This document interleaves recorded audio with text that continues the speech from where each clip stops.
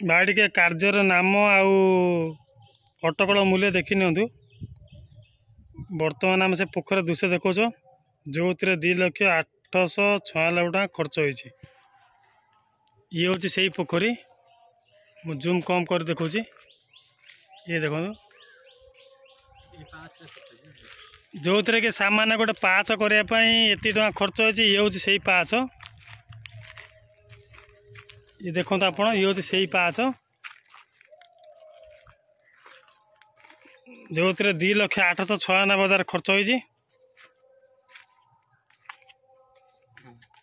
पोखर दृश्य देखु से लिखाई जे गाधुआ स्थान ये हूँ पोखर दृश्य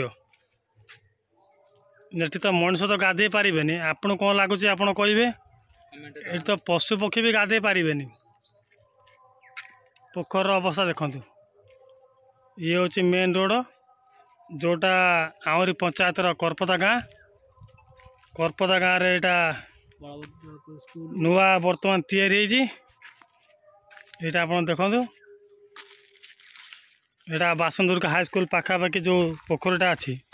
एटा से पोखर दृश्य एटा से पाँच ये तार बोर्ड सांसन है बोर्ड आप देखो आम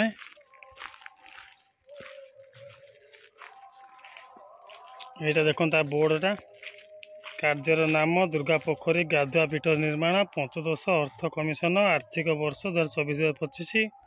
अटकल मूल्य 2,08,96 टंका ग्राम करपदा ग्राम पंचायत आहरी ये हूँ से पोखरी